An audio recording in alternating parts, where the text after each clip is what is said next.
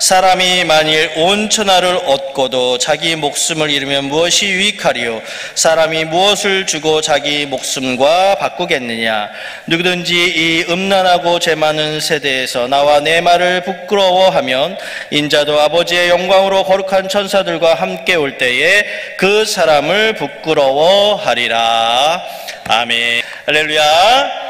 네, 우리가 말씀을 전하기 앞서 잠깐 한 3분 58초짜리 영상을 하나 보도록 하겠습니다. 영상을 틀어주십시오.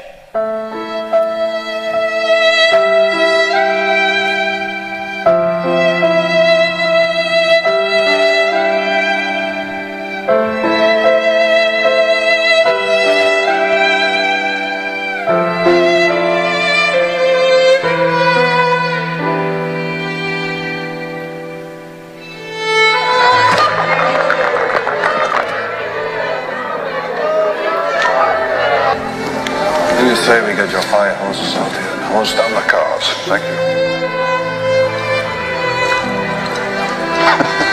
Indulge me.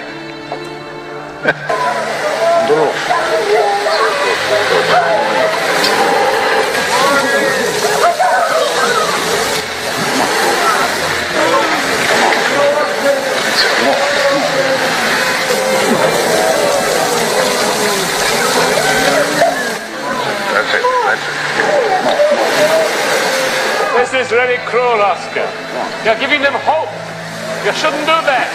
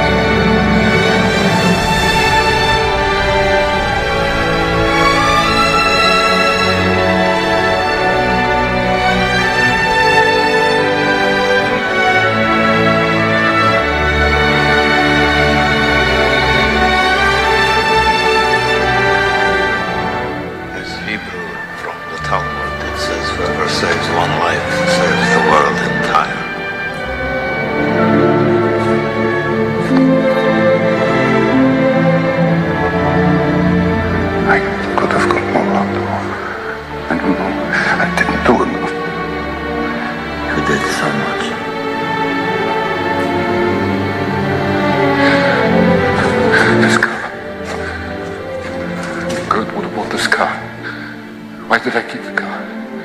10 people right there. 10 more people. This pin. 2 people. This is gold. 2 more people. You would have given me 2 for it. At least 1. You would have given me 1. 1 more. One more person. Stand for this. I could have got one more person. And I didn't. I didn't.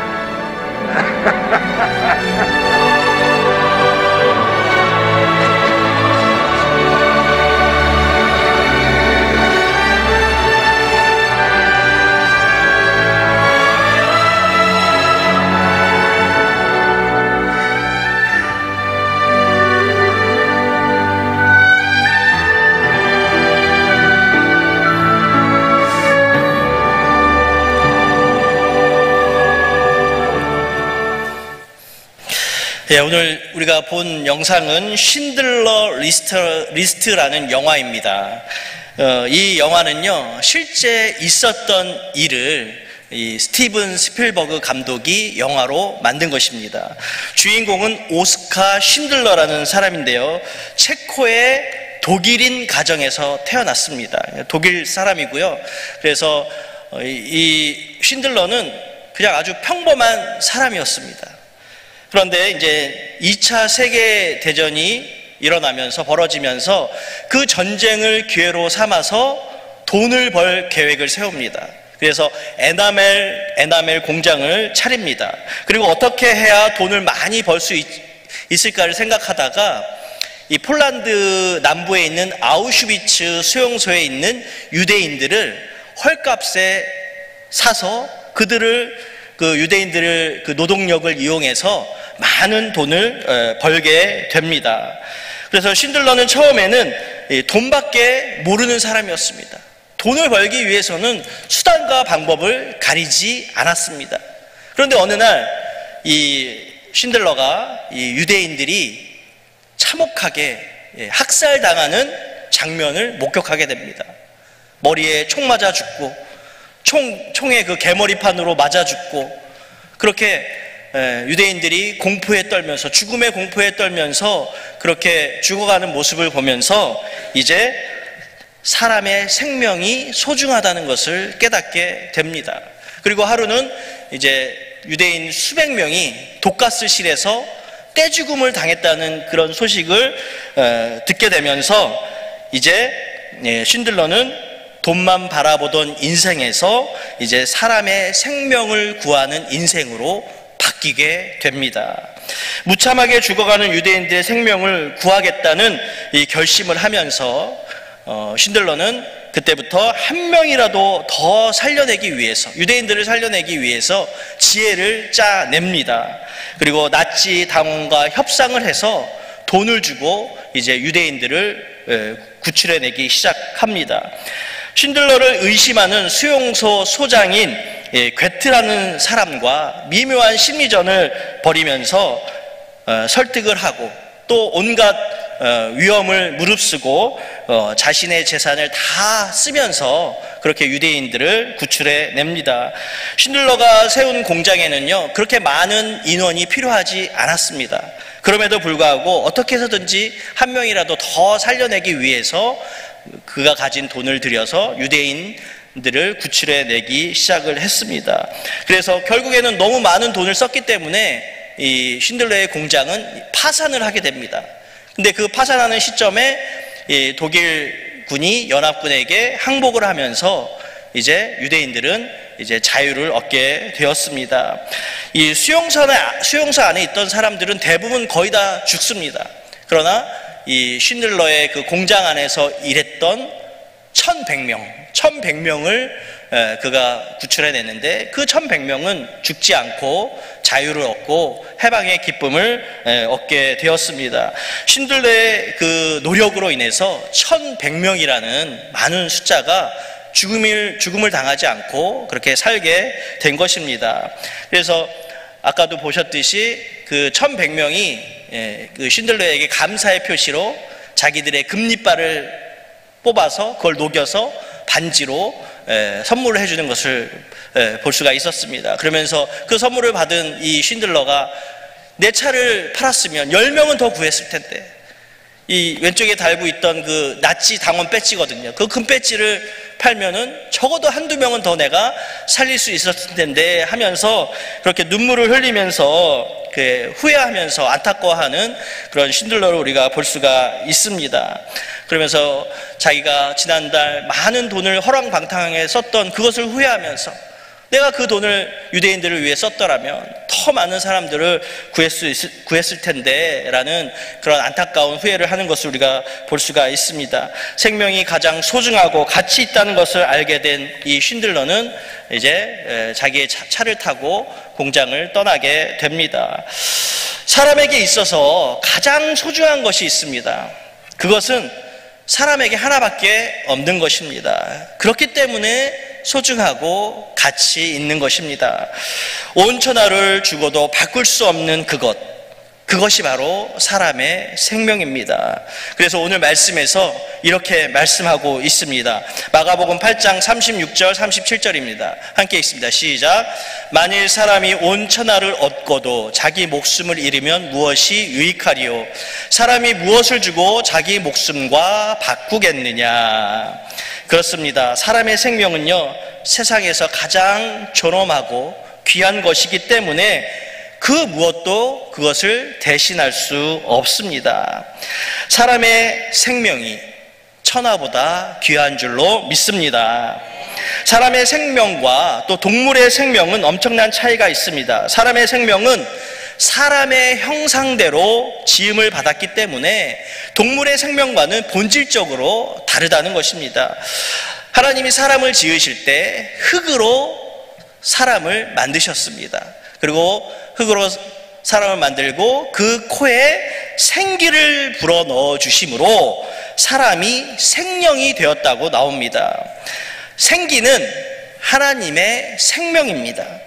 그리고 사람의 육체에 하나님의 생명이 들어가게 되면 생령이 되는 것입니다. 그래서 생령은 육체뿐만 아니라, 생령이 되었다는 것은 육체뿐만 아니라 영과 혼이 살아있는 존재가 되었다는 것입니다. 그래서 사람은요, 하나님의 형상을 닮았기 때문에 하나님과 같은 그런 영적인 존재가 된 것입니다. 그래서 사람의 생명은요, 차원이 다르고 본질이 다르고 수준이 다르다는 것입니다. 그래서 사람의 생명은요, 너무나도 큰 가치가 있기 때문에 온 천하와도 바꿀 수 없다라고 오늘 말씀을 하고 있습니다. 이 하나님이 이 고귀한 생명을 저와 여러분에게 주셨습니다. 이 생명은요, 내가 가진 이 생명을 잘 살아가는 것, 주님과 함께, 우리 하나님과 함께 잘 살아가는 것이 하나님의 명령이라는 것입니다. 그래서 생명이라는 이 한자의 이 명자는 목숨 명자를 쓰고 있습니다. 그런데 명령하다 할 때 이 명자도 같은 목숨 명자를 쓰고 있습니다. 그래서 생명은 내가 하나님과 함께, 말씀과 함께 잘 살아가는 것이 하나님의 명령이라는 것입니다. 그래서 늘 우리의 생명을 소중하게 여기고, 내가 이 땅에서 주님과 함께, 말씀과 함께, 또 우리 교회와 함께 잘 살아가는 것이 하나님의 명령을 잘 수행하는 것이라는 것입니다. 그런데 많은 사람들이 이 생명을 가지고 있는데 죄 때문에 죽게 되었습니다. 천하보다 귀한 생명이 이제는 언젠가는 죽게 된다는 것입니다. 이 죽음은요, 이 육적인 죽음으로 끝나는 것이 아니라 죽음 후에는 반드시 하나님의 심판이 있습니다. 그리고 그 심판 뒤에는 두 가지 세계로 나눠지게 됩니다. 그래서 예수님을 믿으면 천국에 가지만 예수님을 믿지 않으면 영원한 지옥불에 떨어지게 되는 것입니다. 예수님을 믿지 아니하면 그 고귀한 생명, 천하보다 귀한 생명이 지옥불에 떨어질 수밖에 없다라는 것입니다. 여러분, 지옥은 어떤 것입니까? 지옥은 어떤 곳이다라고 성경에서 묘사해 준 곳이 있습니다. 마가복음 9장 48절의 말씀입니다. 함께 보겠습니다. 시작. 거기에서는 구더기도 죽지 않고 불도 꺼지지 아니하느니라. 여러분, 지옥은요, 영원히 꺼지지 않는 불못입니다. 불못. 그래서 구더기와 벌레가 죽지 않고 자기 사람의 살을 계속 뜯어먹으면서 끊임없이 고통받는 곳이 바로 지옥입니다. 그래서 지옥은 또 목이 말라도 물 한 모금 마실 수 없는 곳입니다.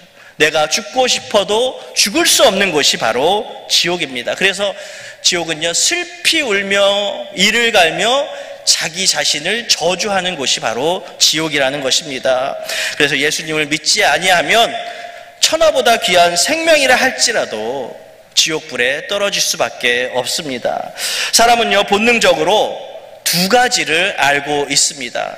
사람은 누구나 죽는다는 것을 알고 있고요, 또 하나는 죽으면 심판을 받는다는 것을 알고 있습니다. 그래서 예수님을 믿지 않는 사람들은 죽음을 두려워하고, 또 죽은 후에는 내가 받을 심판에 대해서 두려워한다라는 것입니다. 그래서 우리는 전도해야 합니다. 여기 계신 분들은 이미 예수 그리스도를 나의 구주로 믿고 거듭난 사람들입니다. 사람의 생명이 얼마나 소중하고 귀하다는 것을 누구보다 잘 알고 있는 사람들입니다. 그런데 그렇게 아무리 귀하고 소중한 생명이라 할지라도 예수님을 믿지 않으면, 예수님을 따르지 않는다면 그 고귀한 생명이라 할지라도 천국에 갈 수가 없다라는 것입니다. 그래서 예수님을 먼저 믿고 영접한 우리들이 나아가서 우리가 전도를 해야 하는 것입니다. 우리가 안 하면 누가 전도하겠습니까? 천하보다 귀한 생명들이 지금 이 순간에도 지옥불로 떨어지고 있다라는 것입니다. 지옥으로 가는 사람들을 천국으로 인도하는 그 일을 우리가 감당해야 할 줄로 믿습니다. 쉰들러처럼 한 사람이라도 더 구하기 위해서 안타까워하는 마음으로 우리는 전도해야 합니다. 하나님이 가장 기뻐하시는 것이 사람 살리는 것이기 때문에, 영혼 구원하는 것이기 때문에 우리는 전도해야 합니다. 사랑하는 성도 여러분, 하나님을 묻는 우리에게 가장 중요한 사명은 무엇이겠습니까? 교회의 사명, 그리스도인의 사명은 바로 전도인 줄로 믿습니다. 우리가 예수님 믿고 복받고 형통하고 또 교회에서 생활하면서 봉사하고 또 가난한 사람들 도와주고 구제하는 것, 이런 것도 너무나도 중요하지만 가장 중요한 것은 바로 영혼을 살리는, 영혼을 전도하는 그런 전도라는 것입니다. 그래서 교회가 해야 할 가장 근본적인 것은 지옥 갈 사람을 천국으로 가게 만드는 것입니다. 천하보다 귀한 생명이 지옥에 가지 않도록 전도에 힘쓰시는 우리 성도님들 될 수 있기를 바랍니다. 교회가 세상에 줄 수 있는 최고의 소망은, 최고의 선물은 구원의 메시지입니다. 그것이 바로 전도입니다. 죄의 문제를 해결하지 못해서 지금도 방황하고 있고 또 지옥으로 갈 수밖에 없는 그런 사람들이 내 주위에 있습니다. 그 사람들이 바로 내 가족일 수 있고요, 내 이웃일 수 있고 내 친구일 수 있습니다. 그런 사람들을 교회로 인도하시기를 바랍니다. 우리 하나님은요, 천사를 동원해서 복음을 전하지 않으셨습니다. 예나 지금이나 믿는 사람들의 입술을 통해서 복음을 전하셨습니다. 사람을 통해서 전도를 하셨다는 것입니다. 그래서 교회의 사명, 성도의 가장 큰 사명은 바로 생명을 소중히 여기고 전도하는 것입니다. 이 오스카 쉰들러라는 사람은요, 그 사람의 그 육적인 생명을 중요하게 여겨서 유대인들을 많이 구출해 냈습니다.